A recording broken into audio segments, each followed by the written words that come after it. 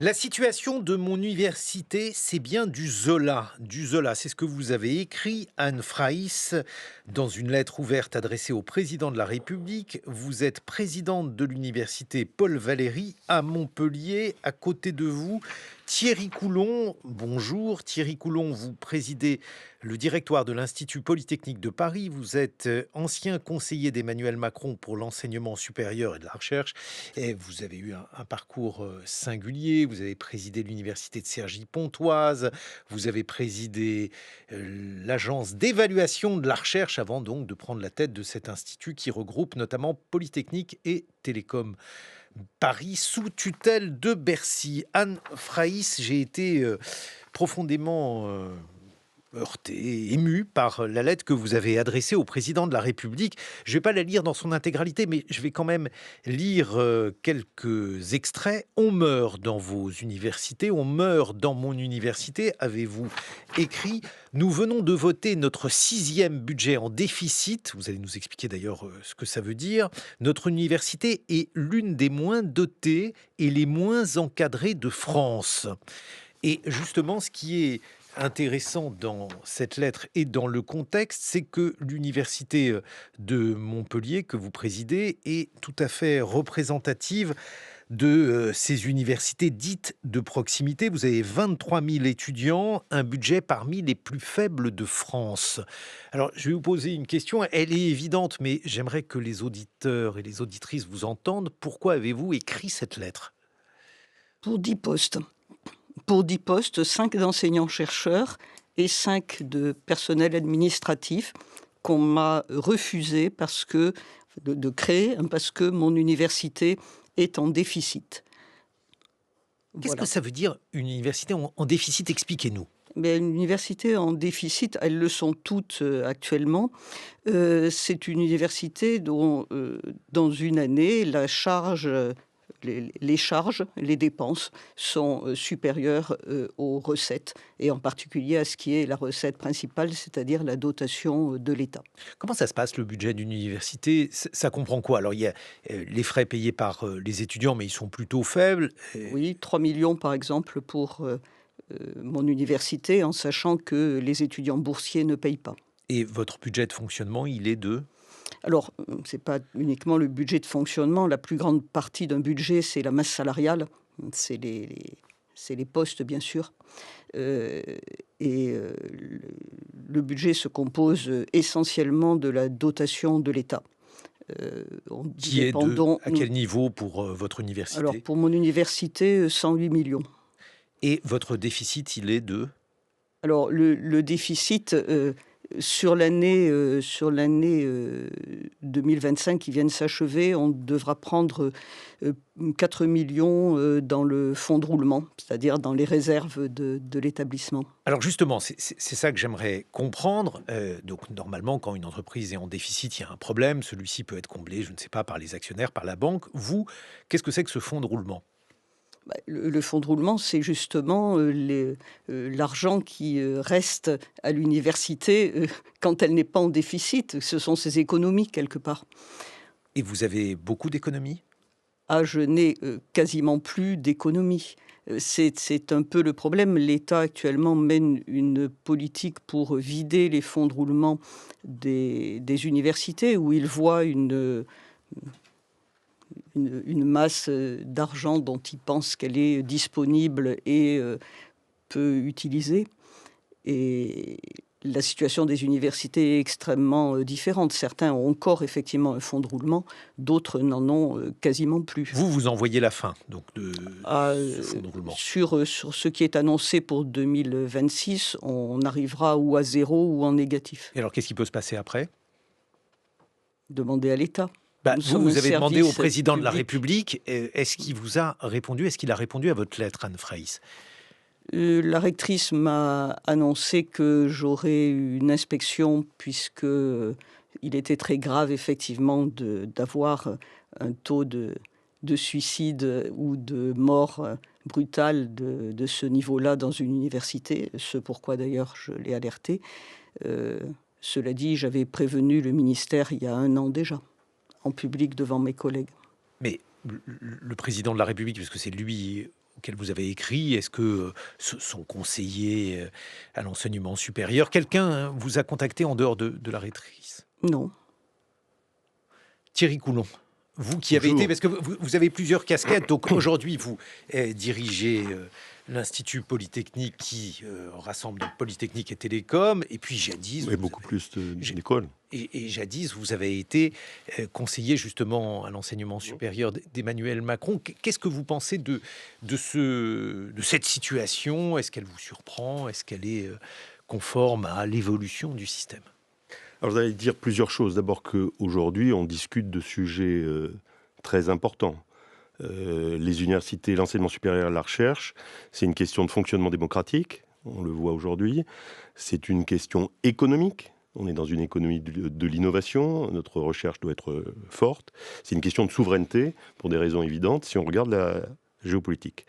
Donc, il y a l'aspect économique et technique dont on va reparler. Il y a le fait de mettre les universités et l'enseignement supérieur au centre du débat politique. Et d'une certaine manière, c'est un bon moment pour le faire.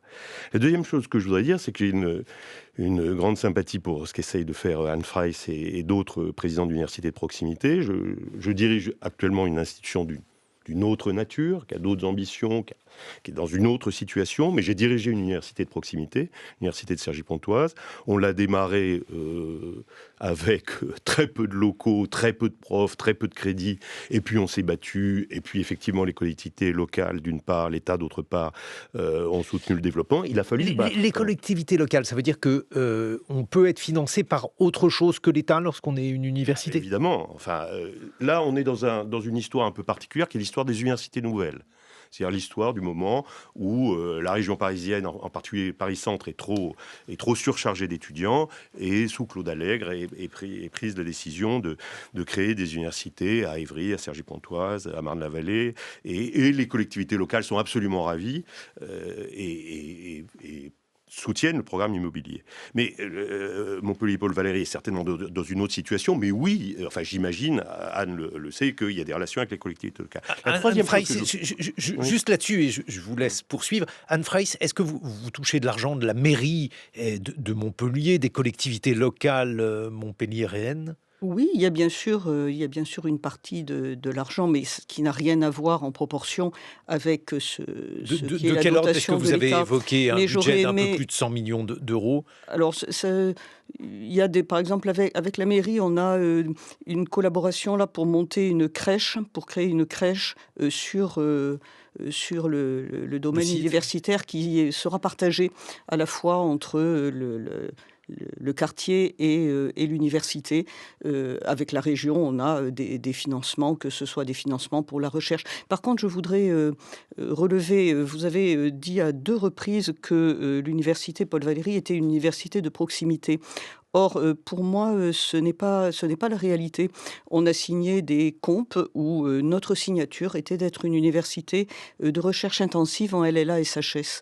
Nous sommes extrêmement bien Elle est là placés. donc de langue et de Voilà. sciences humaines. Et je précise par exemple que Clément Terme, qu'on a entendu dans le journal de 7 heures, est l'un des universitaires de votre université. Thierry Coulon, poursuivez Oui, donc dans alors votre... un point d'accord avec Anne Freyss. À Cergy, on avait aussi de grandes ambitions de recherche, plusieurs disciplines qui étaient très bien situées.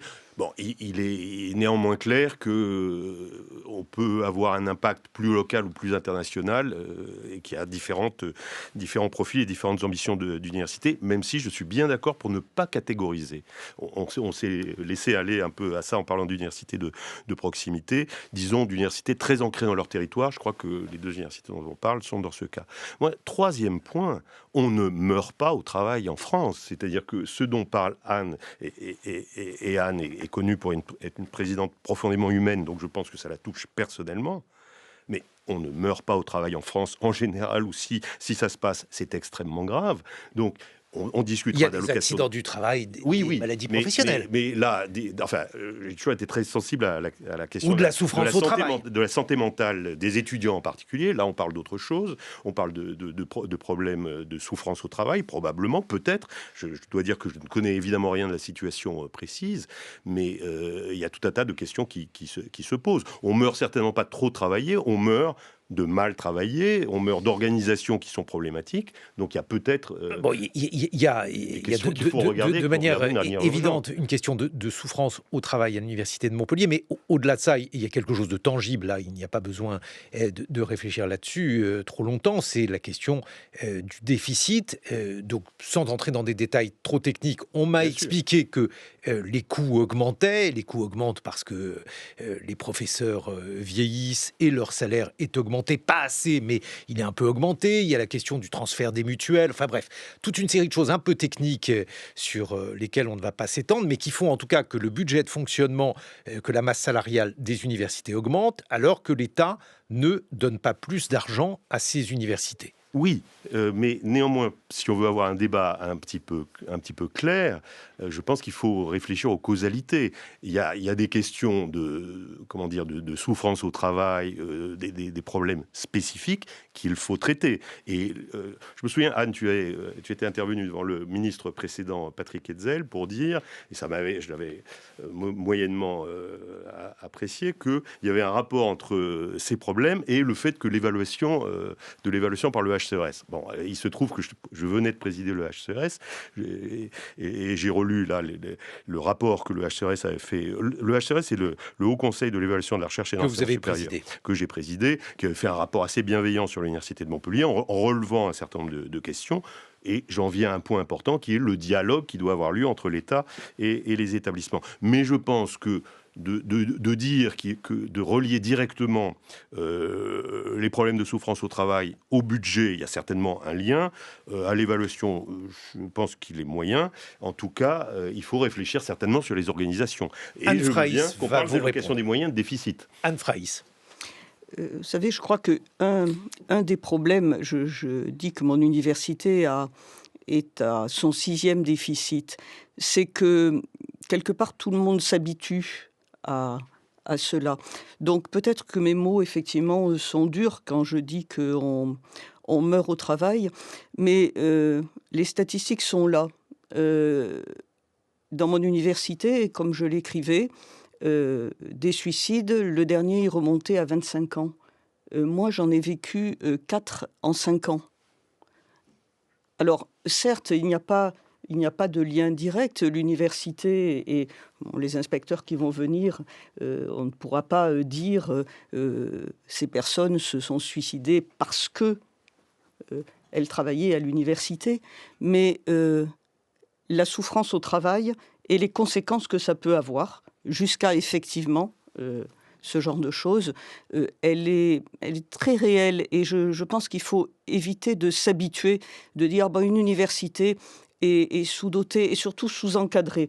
Moi, plus encore que la sous-dotation, ce qui me... Ça veut dire quoi le sous-encadrement? Donc, donnez-nous des exemples qu'on se représente, notamment ceux qui n'ont pas l'habitude du quotidien de la fac, ce que ça veut dire. Eh bien, dans mon université, certaines des filières sont encadrées par donc des enseignants-chercheurs ou des enseignants, parce qu'on a différentes catégories, à moins de 50%. Ça veut dire qu'un étudiant, dans son cursus, il a une chance sur 2 d'avoir en face de lui quelqu'un qui est titulaire de l'université, et dans l'autre cas, il aura des vacataires, des heures complémentaires, et encore plus, bien sûr, en première année, deuxième année de licence. Bon, de toute façon, Thierry Coulon, le calcul, il est assez vite fait. 23 000 étudiants, un budget un peu supérieur à 110 millions. Je fais ça de tête. C'est à peu près 5 000 € par étudiant et par an. Si on prend une université américaine, c'est 10 fois plus. Donc, il y a forcément une différence de traitement entre un étudiant américain et un étudiant français, lesquels sont tous les deux plongés dans la même concurrence internationale. Tout à fait. Que globalement... ce pays doit investir plus sur l'enseignement supérieur à la recherche. C'est pas plus, c'est gigantesque. Je sais que vous Je sais que vous en êtes d'accord. Oui. Je me rappelle d'une discussion avec un haut fonctionnaire de Bercy qui, à un moment donné, finit par dire, si c'est parce que je comparais évidemment l'Institut Polytechnique de Paris, à qui on demande d'être un champion international, etc., de répondre aux grands enjeux de souveraineté, climat, santé, défense et sécurité, etc. Et je faisais la comparaison avec le PFL. Bon, la réponse PFL, était claire. L'école Polytechnique fédérale de Lausanne, qui a été créée pour imiter l'école polytechnique, mais qui est suisse, comme l'indique son nom. Absolument. Eh bien, le fonctionnaire a répondu avec un grand bon sens. Si c'est pour nous dire que la France est un pays endetté et que la Suisse est un pays riche, on le savait. Donc, on a globalement des problèmes de finances publiques. Maintenant, si vous voulez me faire dire que je considère qu'il vaudrait peut-être mieux mettre un peu moins sur les retraites, moi j'ai 67 ans, je suis en pleine forme, j'ai pas tout à fait envie d'arrêter, et un peu plus sur la santé, sur l'éducation et sur l'enseignement supérieur et la recherche, j'en suis bien d'accord. Mais ces choses-là nous dépassent. Regardons, et elles sont l'objet de débats difficiles au Parlement. Elles nous dépassent. Mais non, déjà, on peut poser des questions et expliquer aux gens qu'un étudiant en France, c'est 5 000 € et qu'aux États-Unis, c'est 50 000. Mais pour ça, il faut créer un cercle de confiance entre l'État et les universités. Et ce cercle est difficile aujourd'hui. Donc, regardons d'un peu plus près comment ça marche, l'allocation des moyens. Anne Fraiss. C'est bien qu'on en parle. Si vous me permettez, je crois que ce n'est pas uniquement la comparaison avec un étudiant américain qu'il faut faire. C'est-à-dire qu'à l'intérieur même de notre système français, les universités ne sont pas traitées à égalité. Par exemple, moi, je pose la question, pourquoi un étudiant dans une filière d'histoire chez moi, par exemple, ne reçoit pas de l'État, mon université ne reçoit pas de l'État la même dotation qu'un étudiant dans une autre université de même catégorie. Un des gros problèmes pour moi, et ça fait pas mal de temps qu'on le demande et notre ministère répond non, c'est que nous n'avons plus de modèle de répartition des moyens c'est très important. Dans les universités depuis 15 ans. Nous avions un modèle... Voilà, je peux... Non, vous nous expliquerez dans une vingtaine de minutes, justement, Anne Fraiss, précisément, qu'est-ce que ça veut dire? Qu'est-ce qu'il y a comme inégalité entre les différentes facs? Parce que là aussi, c'est évidemment important. Anne Fraiss, je rappelle que vous présidez l'université de Montpellier, Paul Valéry, et Thierry Coulon, vous présidez l'Institut Polytechnique de Paris. Il est 8h sur France Culture. Anne Fraiss, vous étiez en train de nous expliquer que deux étudiants dans la même filière, si je vous ai bien suivi, ne recevaient pas la même dotation. Donnez-nous des exemples.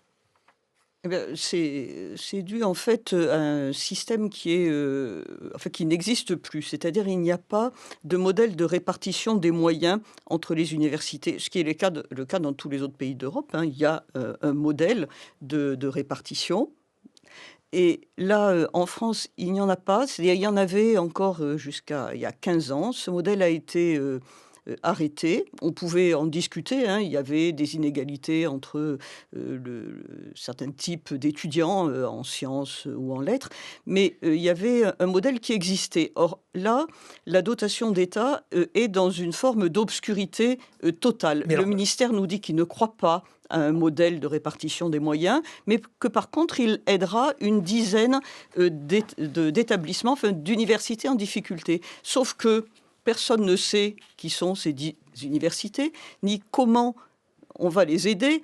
Et dans chaque discussion, on essaye de nous faire croire que nous sommes la 11e, c'est-à-dire la première qui ne sera pas aidée. Qui ne sera pas aidée. Mais alors, voilà. Concrètement, vous avez des étudiants en sociologie, par exemple. Oui. Alors, ceux-ci me sont chers. Donc, alors, un étudiant en sociologie, il reçoit quelle dotation chez vous? De toute façon...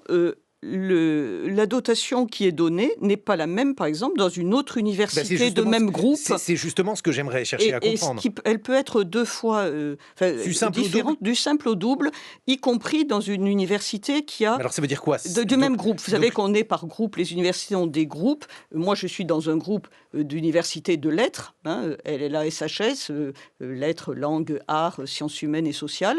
Et même dans ce groupe-là, la dotation n'est pas la même sans qu'on ait d'explications sur le sujet. Thierry Coulon. Moi, je ne crois pas que ce soit une très bonne idée d'associer trop souvent le terme misère et le terme université. Pour ma part, je me sens pas particulièrement miséreux. Bah Vous non, allez mais me vous êtes dire, apolitique. j'ai dirigé Paris Sciences et Lettres, il y avait l'École normale supérieure, il y avait Paris Ah Dauphine, il y oui. avait les mines, et j'ai dirigé Mais c'est l'Institut pas ça Polytechnique de d'ailleurs Paris. qu'on Mais j'ai dirigé c'est l'Université pas ça Sergi Pontoise. c'est pas ça Bon. qu'on peut vous reprocher. Je veux dire, c'est très Non, bien non, non, non, mais c'est pas là, ça n'est pas la question. C'est que globalement, il ne faut pas voir l'ensemble de l'université supérieure française comme misérable. On a eu 2 Nobel cette année. J'avais une Non, mais vision ça, bien sûr, au Conseil de l'enseignement supérieur et de la recherche sur l'ensemble du système. Je voudrais qu'on voit non, le mais panorama complet. D'abord, il y a un premier point. Thierry Coulon, on sait Ah, bien. Non, non, mais je veux dire, on sait bien qu'on est fort non, dans les non, non, filières mais attendez, on d'excellence. va parler d'argent. N'oublions pas, parlons d'abord d'immobilier.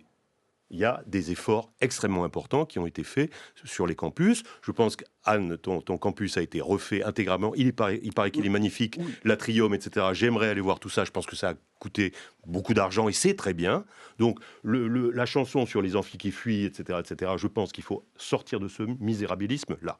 Il y a une deuxième chose qui a été faite, un gros investissement qui a été fait au fil des années. Il se trouve que je m'en étais occupé quand j'étais aux investissements d'avenir, au Conseil général, au Conseil des investissements, au Conseil général des investissements, c'est les investissements d'avenir pour l'enseignement supérieur. Il se trouve qu'à Montpellier, par exemple, il y a eu de gros investissements sur l'université de Montpellier. Deux universités ont décidé de fusionner. Est-ce que, c'est une question que je te pose en toute amitié professionnelle, une université de lettres et sciences humaines n'a-t-elle pas intérêt à fusionner avec d'autres universités, comme ça a été le cas à Strasbourg? Je pense que l'ancienne université Robert Schuman n'est pas malheureuse dans, évidemment, un ensemble plus gros qui attire des ressources propres et où les rééquilibrages internes peuvent se faire. C'est peut-être plus confortable, parce qu'effectivement, il y a des disciplines qui attirent plus les financements que d'autres. Donc, je pose cette deuxième question. Et puis, il y a un troisième point qu'il faut quand même se dire. Si on veut rentrer dans un dialogue sincère entre l'État et les universités, et là, les uns et les autres sont un peu dans un jeu de posture, c'est la question de l'offre de formation. Si vous avez des masters à 5 étudiants, si vous avez beaucoup de masters à 5 étudiants, ça va vous coûter très cher. Et donc, il faut réfléchir à l'offre de formation. C'est ce qu'on avait essayé de faire dans le dialogue avec les universités quand j'étais au HCRS. Et alors après, mes derniers points où je donne raison à Anne, c'est que on est sorti des modèles. Il y a eu Garacès, San Remo, etc. C'était devenu trop raffiné, trop compliqué. On en est sorti. Là, on ne comprend pas du tout. Oui, Thierry. ce sont ces modèles de financement dont parlait Anne et qu'elle regrette et dont on est sorti.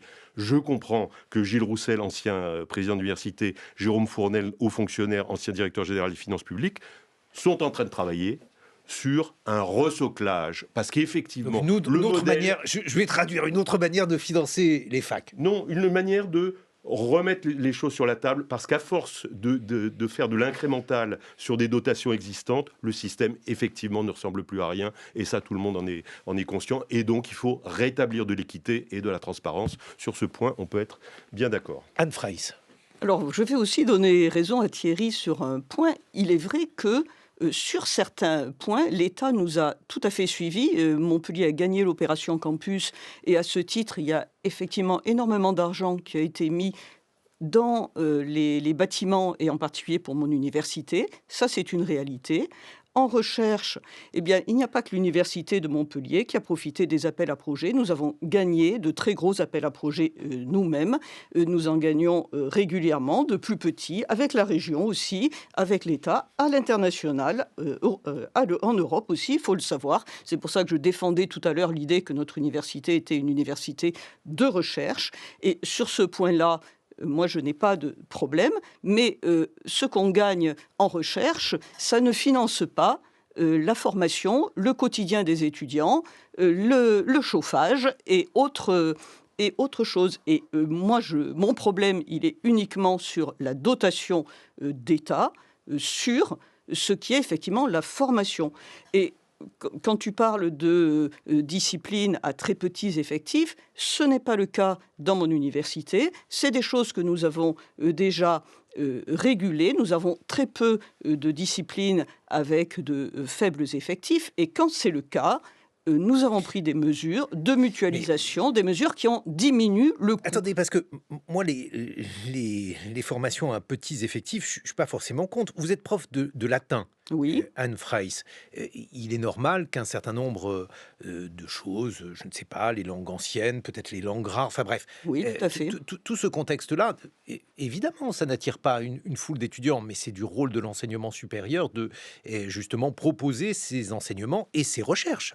Tout à fait, mais effectivement, il est du devoir de l'université de faire en sorte que ces disciplines ne soient pas non plus coûteuses, et on met en place des choses qui sont des mutualisations, qui sont des façons de financer qui font que c'est moins cher.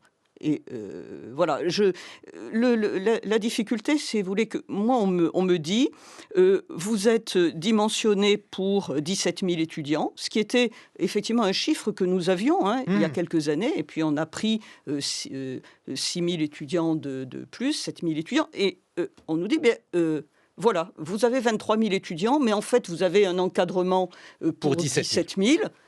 Et une fois qu'on a dit ça, je fais quoi des 6 000 en plus ? Thierry Coulon.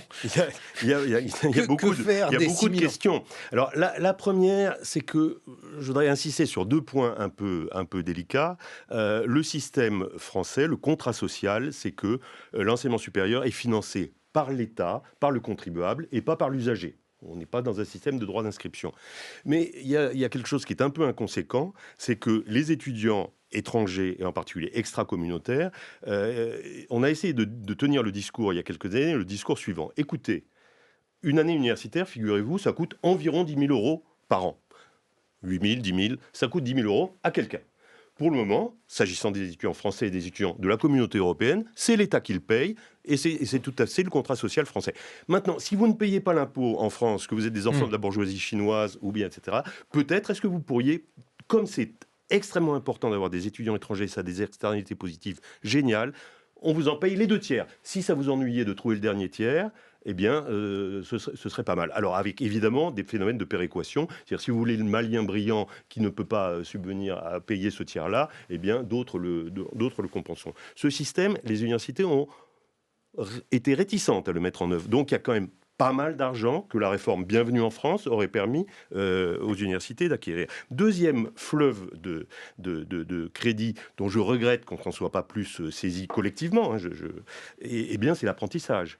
L'apprentissage, c'est les financements très importants que l'État a mis sur l'apprentissage, et ça a changé quand même le destin d'un certain nombre de jeunes, et c'est très important. Ce sont des établissements d'enseignement supérieur privés qui s'en sont emparés. Certains font du bon travail, certains font du moins bon travail, et il s'agirait de réguler ça. Un projet de loi est en route là-dessus. C'est dommage que les universités ne soient pas plus massivement, mais des universités comme justement Marne-la-Vallée et d'autres ont fait basculer leur modèle économique. Je ne sais pas si c'est une solution pour Montpellier, mais c'est sans doute une des solutions partielles. Maintenant, il y a une grande question, qui est la question du nombre d'étudiants. Et c'est là que tout le monde ment un peu à tout le monde. Parce que l'État dit les dotations augmentent globalement.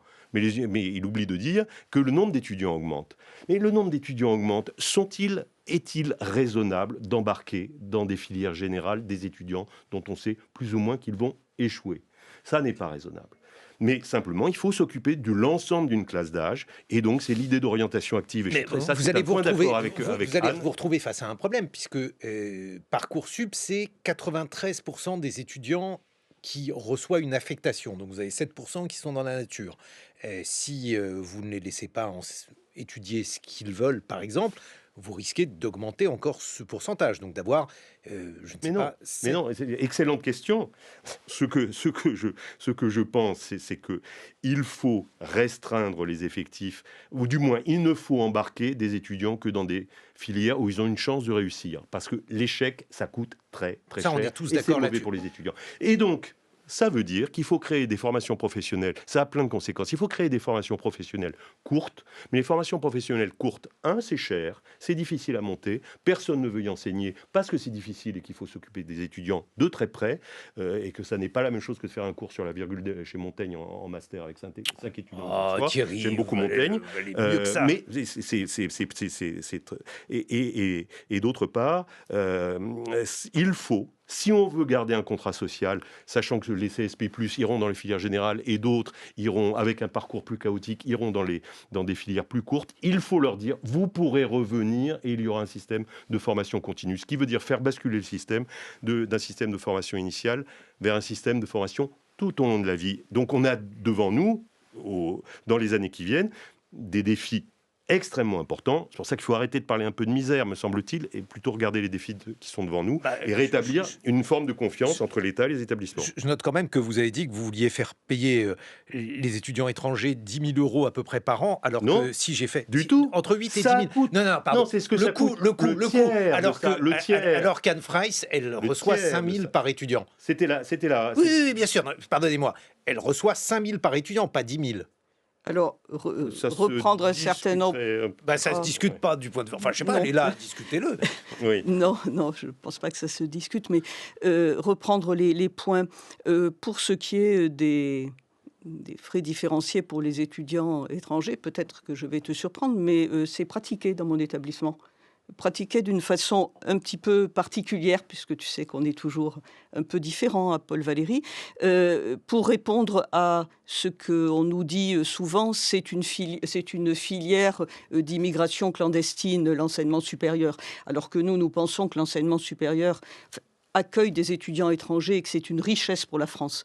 Et nous Vous avez combien d'étudiants étrangers ? On a 21% par rapport à l'ensemble de notre... Voilà. Et alors, 40% chez nous. Pardon ? Et 40% chez nous.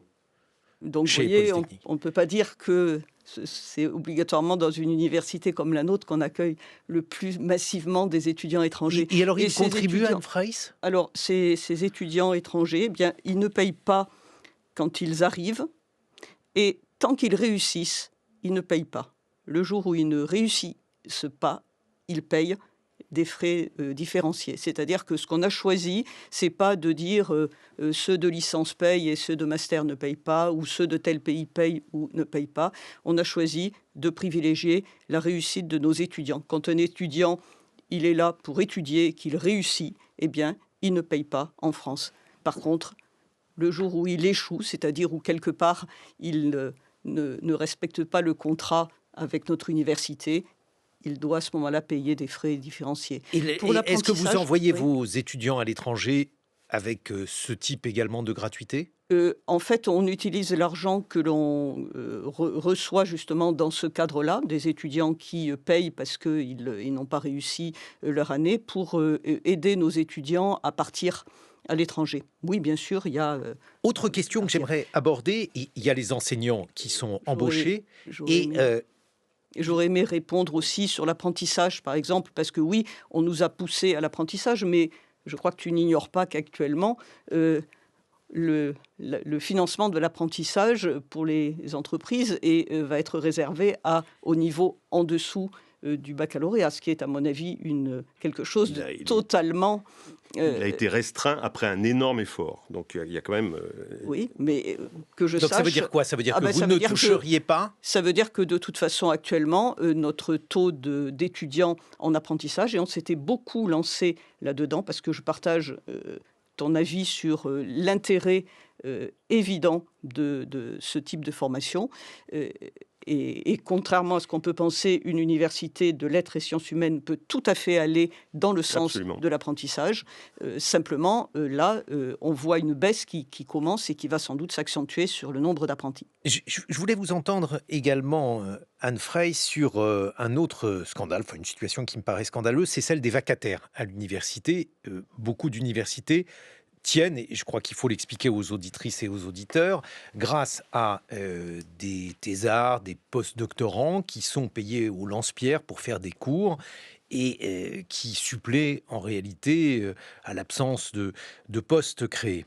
Je me trompe ? Alors, pas obligatoirement les catégories que vous venez citer, il y en a beaucoup d'autres. Ce sont souvent des enseignants du secondaire, ça peut être aussi des professionnels. Et les vacataires ont un intérêt quand justement ils sont conçus dans un sens pédagogique. Là, actuellement, la dérive du système, c'est qu'ils sont là uniquement parce que on n'est pas assez de titulaires. Et c'est ce que j'expliquais dans ma lettre. Quand on doit aller chercher 10 000 heures de vacation, il est évident que d'abord, on y arrive très peu. Il n'y a pas le bassin qu'il faut. Peut-être même qu'on va chercher des gens qui n'ont pas obligatoirement vocation à enseigner à l'université. Et surtout, effectivement, de toute façon, on les paye très mal. Et une grande partie du travail retombe sur les enseignants titulaires. Soit parce que, comme on n'arrive pas à trouver de vacataires, ils font double service pour arriver à prendre les heures. Soit parce que, de toute façon, ils doivent encadrer les vacataires. Thierry Coulon, le système repose en partie évidemment, sur des intellectuels prolétaroïdes, comme on disait avant. Je ne dirais pas tout à fait ça. D'abord, il y a un premier point dont il faut que les auditeurs soient conscients, c'est qu'on ne parle plus de poste. C'est-à-dire qu'une université aujourd'hui a une subvention pour charge de service public dont elle fait ce qu'elle veut, essentiellement, qu'elle découpe. Elle ne demande plus un poste de professeur ou un poste d'ingénieur au ministère qui paye les salaires directement. C'est l'autonomie telle qu'elle a commencé, enfin l'autonomie limitée, très limitée des universités en France telle qu'elle a commencé avec la loi responsabilité des universités en 2008. Donc on est ramené au problème du modèle économique. Il n'y a pas un problème des postes qui est indépendant du problème du modèle économique. Si la subvention est suffisante, et c'est aussi à l'université à la fois de gérer correctement son offre de formation, à la fois de trouver des ressources propres et d'équilibrer son budget, et aussi d'avoir un dialogue avec l'État à travers le dialogue contractuel qui soit sain, eh bien ça, si le résultat est positif, et on a parlé de fonds de roulement tout à l'heure, il faut aussi mettre sur la table la question des fonds de roulement. Certains sont parfaitement justifiés parce qu'ils correspondent à des investissements qui doivent être faits dans les années qui viennent. D'autres correspondent à une espèce de précaution. On garde un peu d'argent parce qu'on ne sait jamais. Ça, apparemment, on n'a pas complètement tort. Si, parce que des fonds de roulement importants, d'autres pourraient... Enfin, d'abord, l'institution peut s'en servir. Moi, je tâte mes équipes pour qu'on dépense intelligemment. Il faut ne pas avoir des comportements de thésaurisation. Toujours est-il que tout cela nous ramène au problème initial, qui est le problème du modèle économique des universités. Moi, je me félicite du fait qu'on s'apprête, enfin, le ministère en dialogue avec les universités, s'apprête à le remettre sur la table et à le réopérer, parce que pour le moment, c'était devenu quelque chose de bouturé et de bricolé qui n'assurait plus l'équité et le sentiment que chacun est à la fois efficace et à la fois traité justement, ce qui est quand même deux conditions pour qu'un modèle marche bien. Anne Freysse, je crois que Thierry nous parle un peu de problèmes de riches, là. Parce que, d'abord, moi, de fonds de roulement, je n'en ai plus, et c'est le cas d'un certain nombre d'universités. Et puis, comme il l'a très bien dit, les postes, maintenant, c'est effectivement totalement lié au budget. D'où la réponse que me fait le ministère. Pas de budget, déficit, donc pas de poste. Et ça ne règle pas mon problème de sous-encadrement massif. C'est bien là la question. C'est-à-dire qu'à partir du moment où vous n'avez pas de dotation, vous ne pouvez plus faire fonctionner votre université. Et on nous a beaucoup reproché ce que vient de dire Thierry en disant « il faut que l'université gère bien ». Il y a 5 ans maintenant, quand on a commencé à être en déficit de cette façon-là, on nous envoyait des inspecteurs pour nous apprendre justement à gérer, pour nous dire comment on allait gérer. Sauf que les inspecteurs, ils sont venus et ils ont dit l'université est bien gérée. Le problème, c'est que structurellement, elle n'a pas la dotation qu'il lui faut. D'où d'ailleurs, nous avons été aidés par l'État. Après cette constatation, nous avons été aidés par l'État pendant 3 ans. Et là, brusquement, cela s'arrête. On nous dit, on vous a aidé, maintenant, on va en aider d'autres. Et ce mot est très important parce que c'est ce que le ministère nous a répondu quand le ministre nous a répondu « Je ne crois pas à un modèle, mais il y a une dizaine d'universités, je vais en aider 10 ».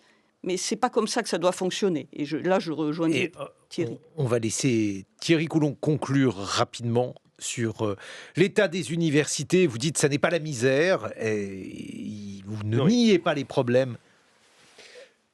Je pense qu'il faut repenser aux grandes ambitions et aux grands enjeux. On a un enjeu de formation des compétences qui est absolument majeur. Et on doit à nos jeunes de construire une offre de formation qui ne corresponde pas aux desiderata des enseignants-chercheurs, mais qui corresponde à leurs besoins réels. Et donc, regardons ces besoins en face. On a un problème de recherche, d'innovation et de souveraineté qui est majeur. Un certain nombre de réformes ont été engagées. On a aujourd'hui en France de grandes universités métropolitaines à Grenoble, à Bordeaux, à Marseille, à Strasbourg, à Montpellier. Et je voudrais te reposer la question, au fond, pourquoi ne pas rejoindre l'université de Montpellier? On a clarifié le paysage parisien. Votre réponse. On a clarifié le paysage parisien. Il y a deux grandes alliances, Sorbonne Université, Paris Sciences et Lettres, Saclay, l'Institut Polytechnique de Paris et d'autres. Le paysage commence à ressembler à quelque chose. Et posons à l'État la question de la confiance et posons-nous aussi la question de nos missions. Thierry Coulon, on va laisser répondre à Anne Fraisse. Nous n'avons pas fusionné et je pense que nous n'irons pas dans la fusion pour des raisons qui sont le fait que pour nous, ça éteint quelque part nos disciplines.